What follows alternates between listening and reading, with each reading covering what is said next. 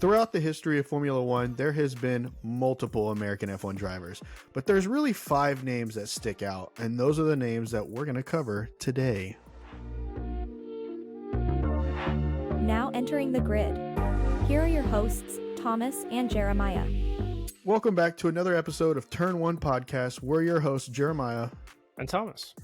Like I said in the intro, there's 5 American drivers that really stick out in the history of Formula One. Those names are Phil Hill, Dan Gurney, Mario Andretti, Eddie Cheever, and Scott Speed.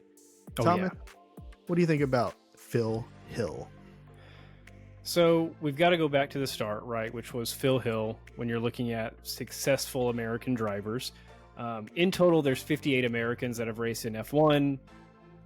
Most of them had pretty uneventful careers. Pretty much. And so we pulled out the ones that had kind of the best showing in Formula One. And a lot of this is based on, right now we have Logan Sargeant racing for Williams. And so it's inspired a lot of new American fans, and people kind of want to know why there aren't more Americans in the sport. This might show you how some of them were successful, but as we get towards the end of the list, you might see how it's just been a real tough run for the American crew. Jeez.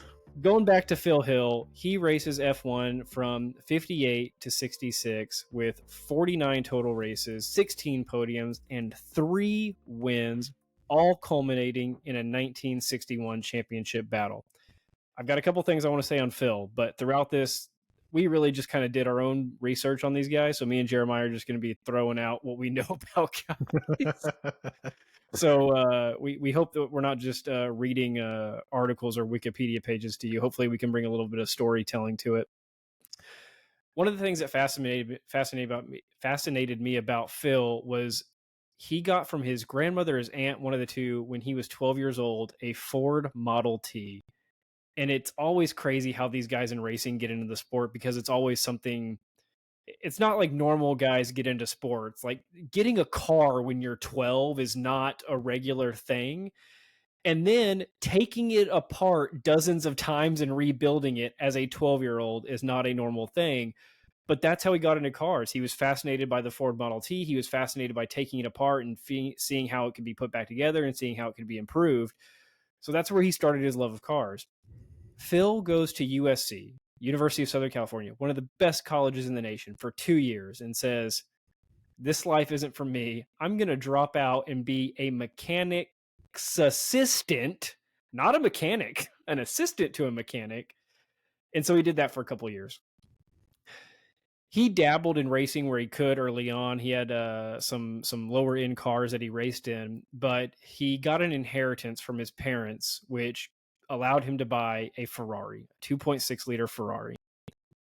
This really is where Phil took off. He goes on to race for Ferrari team proper in kind of their Formula driver program, if you will. At the time, Enzo Ferrari ran a very tight ship, and all of his drivers that wanted to be in Formula One, he started off in the lower series and racing them at Le Mans and doing the endurance events and racing in actual Ferrari cars before they could get on the Formula One team. Phil won the Le Mans 3 times, okay? But I think most notably was 1955. He didn't win 1955, but do you remember what happened at that race? 1955? I don't, other than the fact that he didn't get to finish the race because of his transmission. That was the race where like 80 spectators died because of cars going in the stands. Yes. And Phil was there, and this was early in his racing career. Watched it happen, but he stuck with Ferrari, and again, he later went on to win the Le Mans 3 times. Enzo was quoted. So he had a long road to F1. Enzo Ferrari was quoted as saying that he was temperamentally unsuited for single-seater racing. That is until 1958 when he got promoted to F1. All right, before I go any further, do you have anything on Phil Hill's early career? Really, the only thing that fascinated me about Phil Hill was the fact that he was more involved. Unlike most drivers, he was actually more involved in the wrench turning process of things. Yeah. He was way more mechanic side of things than he was driver side. In fact, he never actually saw himself as becoming a driver. One of his main focuses was he was going to be a mechanic. That's what he was going to do. He wanted to be on one of these race teams as the lead mechanic. He wanted to be working on the cars. That was his niche. and he kind of stumbled into racing, which is wild to say, as he's, like you already stated, a Formula One world champion and a winner of the 24 Hours of Le Mans. But what kind of blew my mind about that is that exactly what you touched on, the fact that he watched all that happen while in the pit lane of the Daytona 500, the 24 Hours of Le Mans. He was in that pit lane when all those people died in that horrible accident. And it's, instead of it kind of scaring him away from the sport, he still had an interest in it and still wanted to continue on with a racing career. But it was really, I mean, just for me, the number one thing was just the fact that he went from a more involvement on the mechanic side of things to getting into driving. I just thought that was so fascinating. And it's almost like the Bruce McLaren story, right? Like he started Yeah. out working on cars, literally just wanting to build a faster car. It didn't matter if he was the one in the car faster. He just wanted the car to perform at a high level. And that, so, you know, him dropping out of college to work as a mechanic and then rebuilding that Ford Model T and then working on his F1 cars as he got into that sport. So it was all more of a mechanic background. And we'll touch on the danger thing here in a minute. So he goes to F1 in 1958. He actually helps his Ferrari teammate Hawthorne win the 58 Drivers' Championship. And then he goes on, of course, in 1961 to win the Drivers' Championship.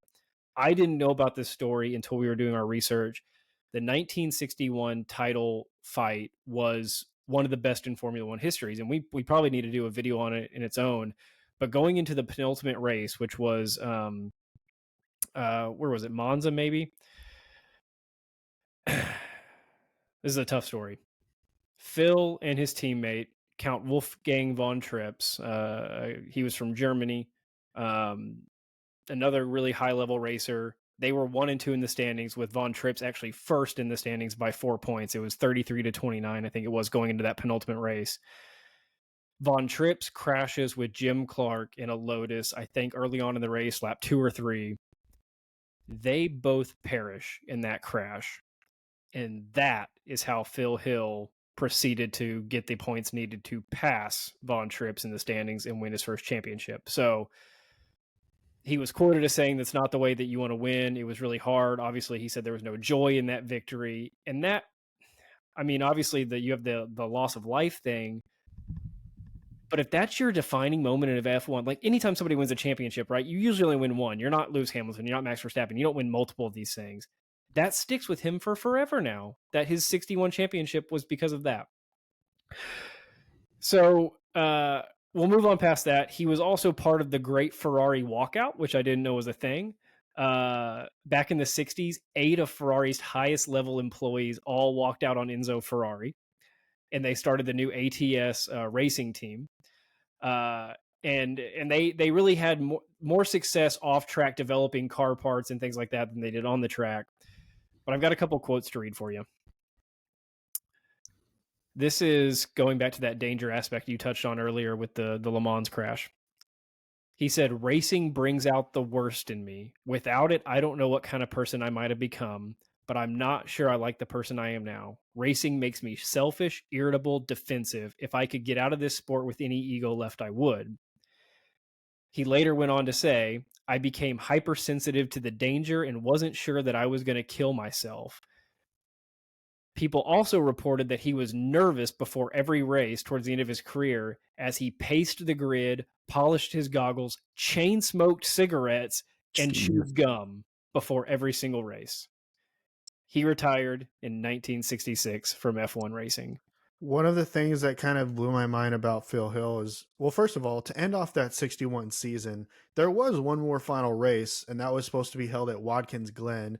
Ferrari chose not to go to Watkins Glen. They didn't go to America at all, so he didn't compete in that. Still had the championship because he clinched it the race before, but it kind of took away from his chance to compete in front of his home crowd in his championship year, in his championship winning car.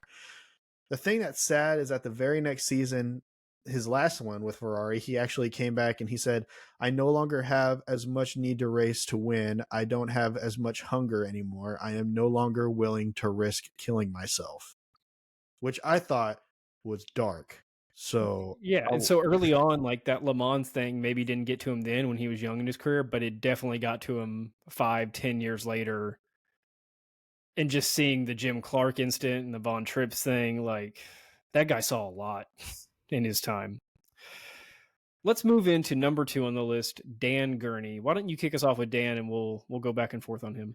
One of the things that I liked about Dan is that his career actually, for the most part, was the same time frame as Phil Hill. So Phil Hill got in 1958. Dan Gurney came in 1959. Phil Hill got out at 1966. Dan Gurney stayed in until 1970. So really, they were on the grid for the majority of each other's careers together, which I thought was pretty cool.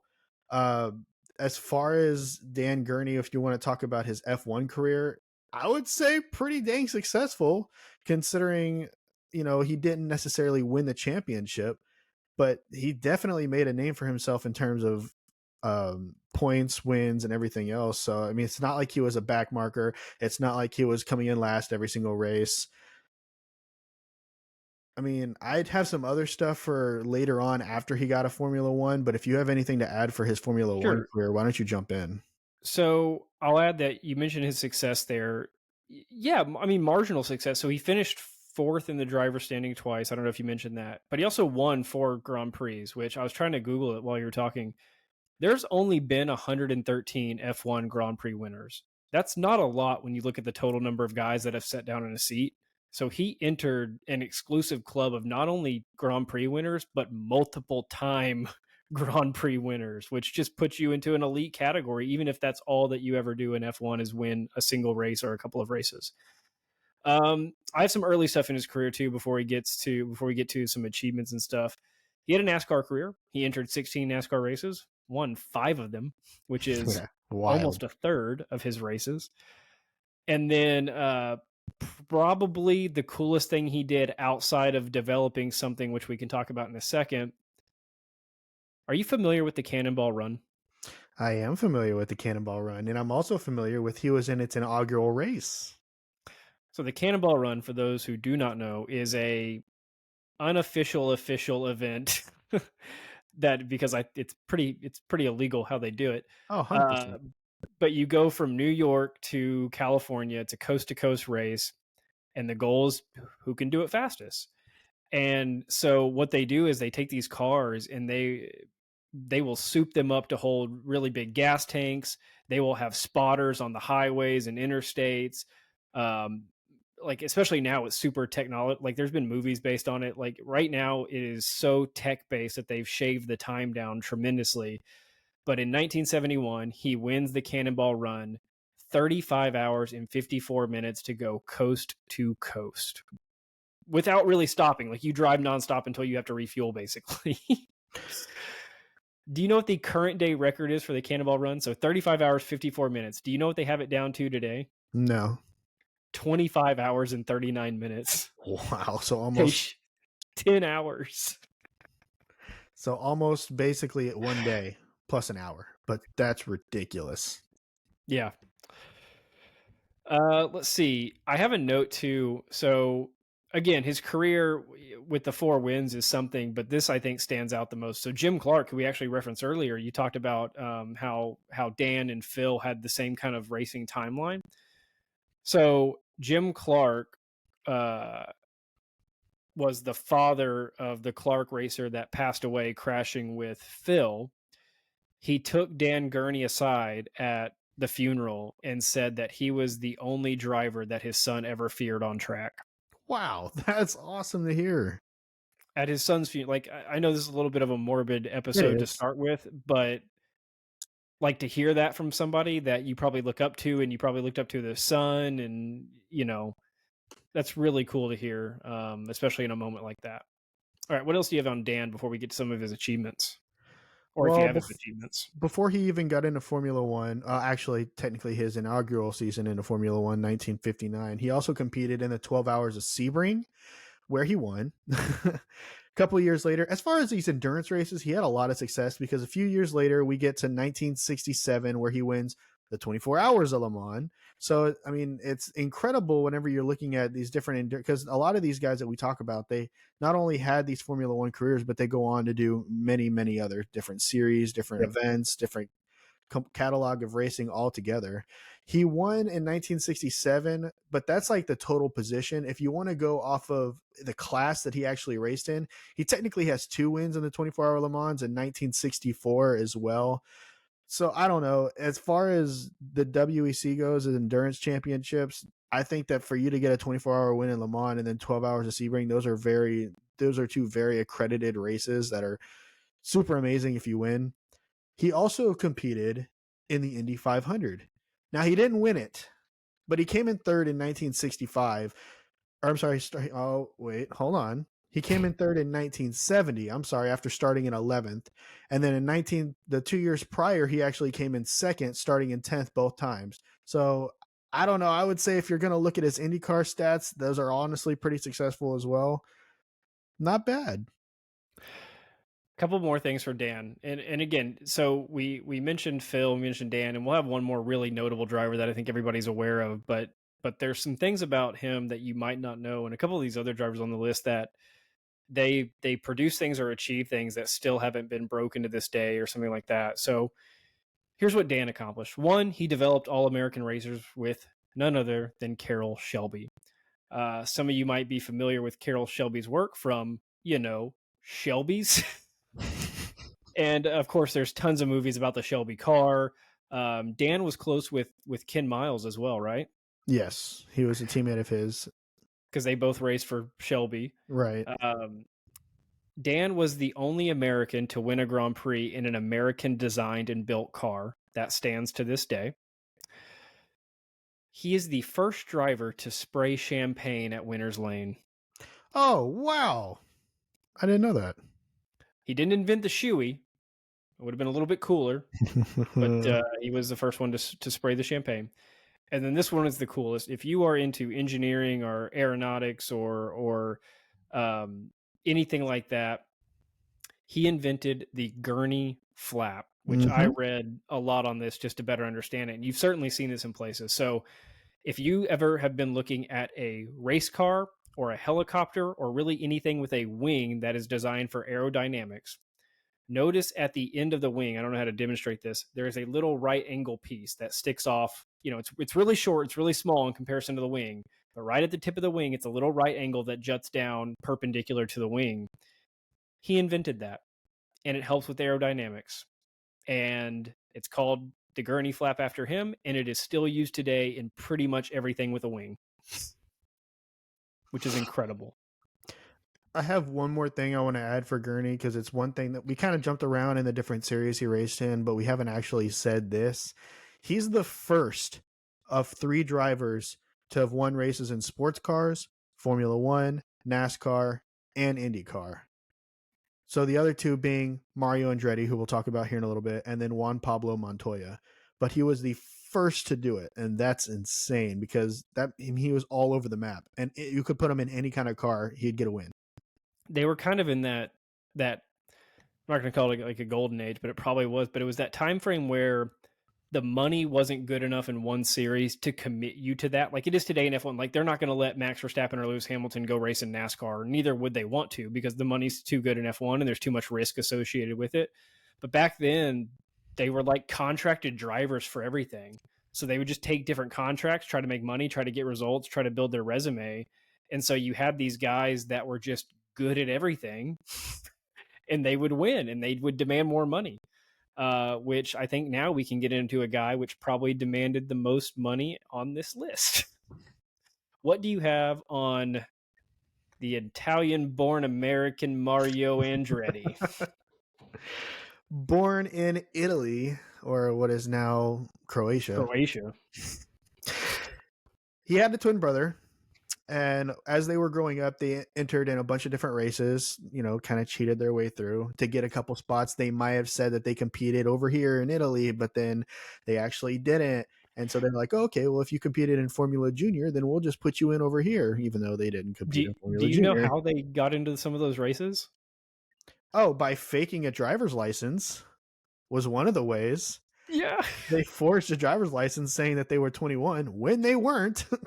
But the craziest thing is in the first racing series that him and his twin brother join in, they have 4 races in which they each won 2. So back then they didn't have a lot of money. So in order to kind of cheat the system a little bit, they shared the same car since they were twin brothers. one would just race the other race under the other person's name. And so they won 4 races, splitting it 2 apiece to start off their entire racing career. I mean, I thought that was insane. I wanted to make sure that gets shared. When they were 3 years younger than I think they should have been. 100%. And I think what interests me the most, so again, he's born over in what was at the time Italy. Today it's where Croatia is. They moved to the U.S. when he's 15 as refugees, essentially, because that area back then was heavily conflicted and was falling into different hands overnight. And so they left. They started their racing career. Again, this was 15. And as Jeremiah just mentioned, he was faking licenses at 18 in the U.S. to get into races. In 3 years, they found a dirt track near their house in Pennsylvania.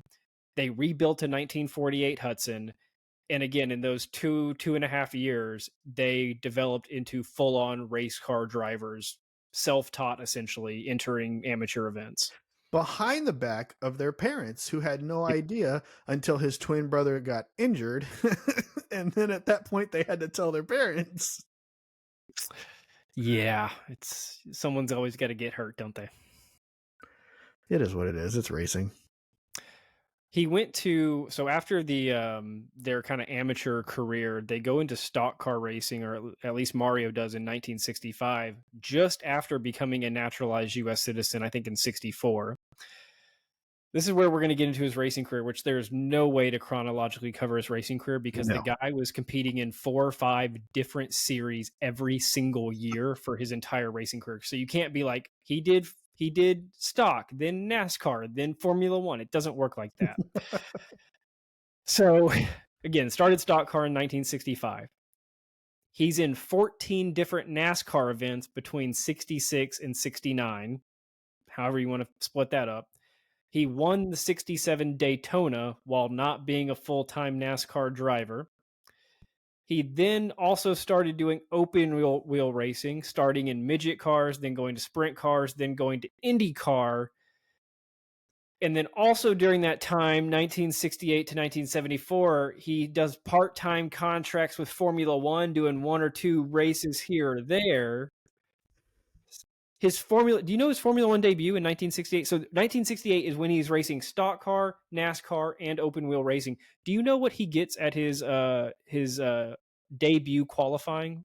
Yeah, pole position in his first ever qualifying in a Formula One car. The man goes to the U.S. Grand Prix, which that year was being held at Watkins Glen, gets pole. It's like nothing, and then it's like, no, I'm going to go back to racing Indy cars or sprint cars the next weekend. And the reasoning was, the reason that he only dabbled in F1 for 6 or 7 years at first was because he actually said he had a more lucrative career in the U.S. He was getting more money on his contracts racing in the U.S. than he would have in Formula One, which blows my mind. Because good. He was also coming in second in the USAC championship. So, I mean, it's kind of hard to walk away from something like that. It is, and it's a little bit different than it is now. Nowadays, the biggest event, racing in the U.S. outside of the Formula One events is still NASCAR. And the top end NASCAR drivers, like the guys with the biggest names, I was looking it up earlier, they get between 10 and 19 million a year. That's like the highest 5 or so drivers. F1 drivers on average make so much more today than NASCAR drivers do. 100%. And the fact that back then, his U.S. career in series that were not NASCAR, because again, he only did 14 NASCAR events. He was doing other stuff, making more money than they were making in F1, is wild to me. He goes full-time F1 between 75 and 81, still racing in other stuff, but he was doing full Formula One seasons, 75 to 81. In his best season, do you know it? 1978? Yeah, wins a championship. 16 races, 6 wins, 8 pole positions, 3 fastest laps. The man was a machine. The craziest thing, I think, and you correct me if I'm wrong, his last win was also in 1978. Yeah, it wasn't just his last win, though. That's the craziest part. It's the last win by an American. The 78 Dutch Grand Prix. Boy, times were good back then, weren't they? That's rough. That is Go rough. back to 78, folks. No, so the reason is I looked into this a lot. He was racing for Lotus at the time, and the Lotus chief, or whatever you want to call him, was his last name was Chapman. He was the one that designed and built the cars.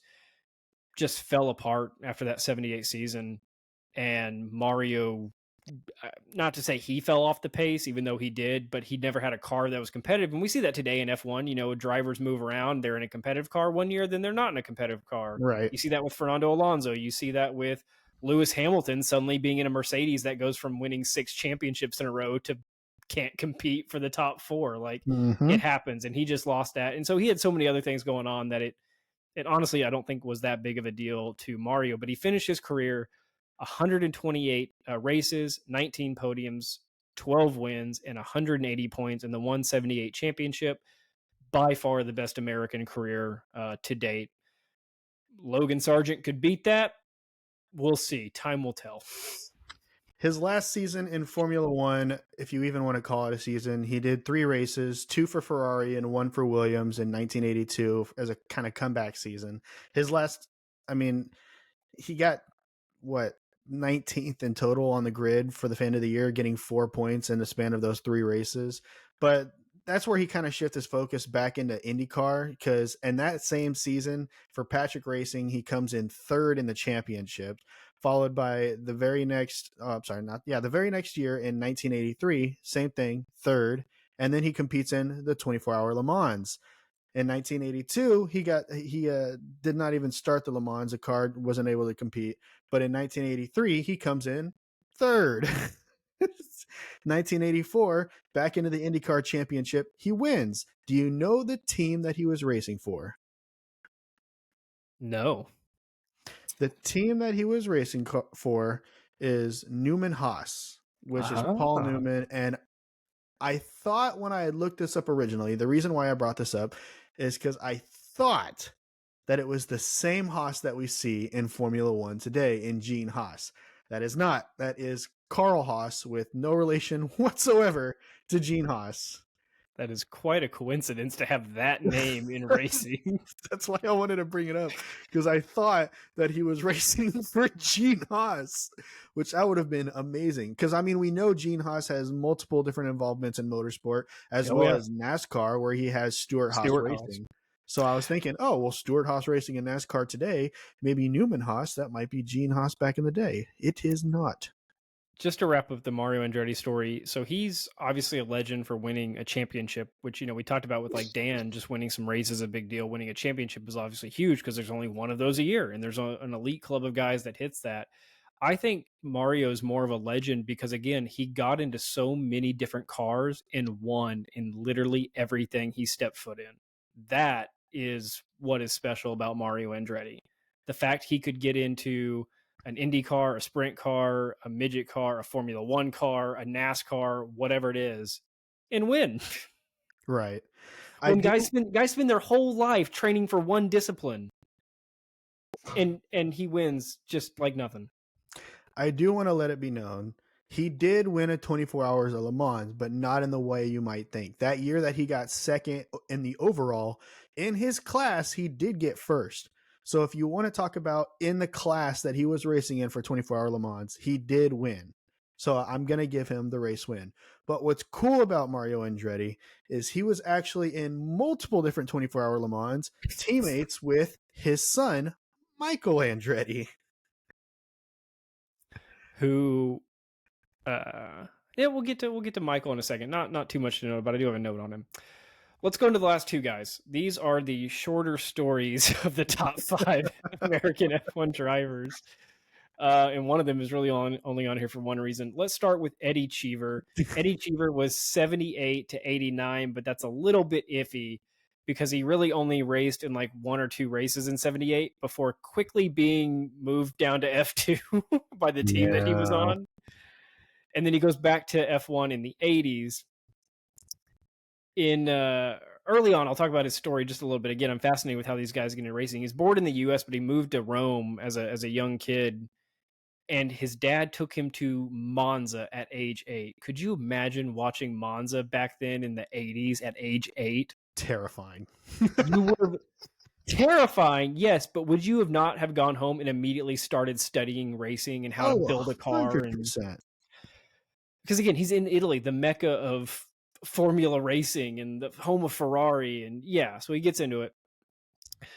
1980 again was his second time in Formula One after going back to F2. Can you guess how many races he finished in the 1980 season? In Formula One? Look, man, if you're looking at his entirety of his career, it's very spotty on whether or not he's going to finish a race. So if I had to guess how many races he finished, let's go with, I don't know, 2. One race. Oh my gosh. He was racing with the Cosworth engines, which at that time were extremely unreliable. Picture the 2017, 2018 Renault engines, but 10 times worse. And he finished one race. His best season was actually in 1983 when he raced for Renault and his teammate, Alain Prost. Oh, wow. After that, he left Renault after one season. He raced for Alfa Romeo. He raced for Haas, the one that you mentioned. And he also raced for Arrows, but he was never competitive again. He finished his career with 131 races, 9 podiums, 70 points, 0 wins. But he placed second twice in his class at Le Mans, so take that, racing world. Now, we're giving a lot of crap to Eddie Cheever, and it's a solid career, honestly. To be fair, he had 9 podiums, so you can't take those away from him. He came in second, he came in third. Those aren't just all third place finishes. Fun fact, he was in the only 2 races in the original Las Vegas layout in the parking lot of Caesar's Palace. Interesting. Yeah, because I remember when we were doing that episode, I was watching those races, and they're like, and the American, Eddie Cheever, and I was like, whoa, there was an American on the grid. They have the transatlantic accent in the 80s? I don't think so. I don't know, man. Eddie Cheever, say? No. Oh, my gosh. All right, last one, Scott Speed. What do you have on him? The only reason he's in here, let's clarify, is the best name in racing. 100%. Last name Speed. And the only way he could have been, there's a quote that says the only way he could have been faster is if his first name was Max. Max Speed. Could you imagine? Now, he finished his career with 0 points. But let's look at this a little bit further. If it had been by today's standards, he would have had 2 10th place finishes and 2 9th place finishes, equating to 6 points. However, these took place in 2006 and 2007. Now, he was in the Red Bull racing program. This was Red Bull's attempt to kind of branch into America to get an American driver.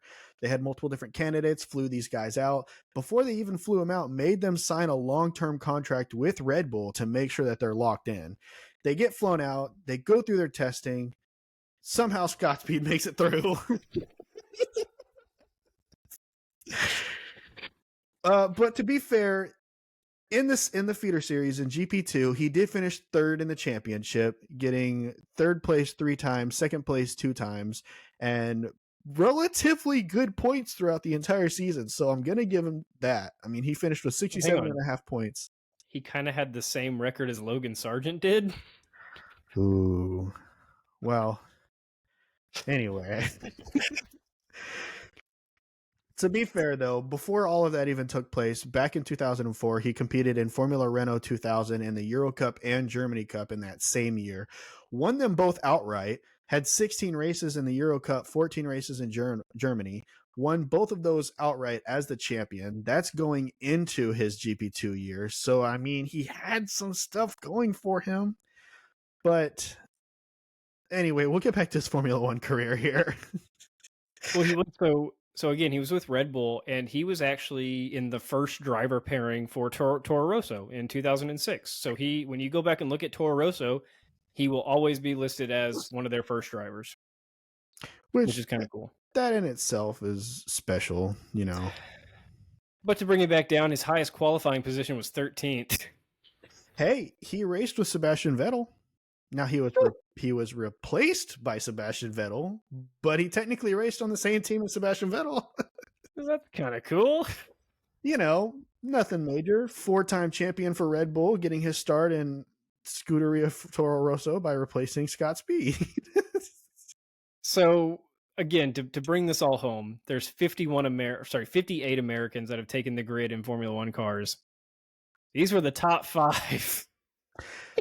Now I'm going to give a little bit more credit to Scott Speed before we jump off of him, though. He tried multiple different series when he got out of Formula One. He tried IndyCar, meh. Formula E, NASCAR, not so much. Daytona 500, no. Nationwide Series, Camping World Truck Series, ARCA Racing Series, not a lot of success. My point is he finally found his niche. He found Rallycross. And in the Global Rallycross Championship, he competed 5 seasons. His first season came in 5th. Second season came in 3rd. Then he goes on for the next 3 straight years to get first all 3 years, dominating almost every single race. 2015, 16, and 17. Then in 2018 moves to the American Rallycross Championship, where he gets first again. Then the very next year, he comes in 6th, but that's because he didn't compete in the last 2 races. In the 4 races he did compete in, 1st, 4th, 2nd, 3rd. 3 podiums and 1 almost podium. So when it comes to Rallycross, the man is he's got skills. In fact, he took 2 years off, comes back in 2021 in the Nitro Rallycross Championship, finishes in 2nd. So the man found his niche, and you got to give him credit where credit's due. He's a Rallycross champion through and through. He followed the path of the Elder Verstappen, yes, going to rallycar. After he caught on fire at that race. Oh. All right, so let us know down in the comments, who is your favorite American racer of all time? We want to hear from you. Guys, if you want to see Scott Speed back on the grid, let me know. I think he's got a spot. I think he's got a shot, and I'm riding with you. All right, we'll see you. Bye, guys.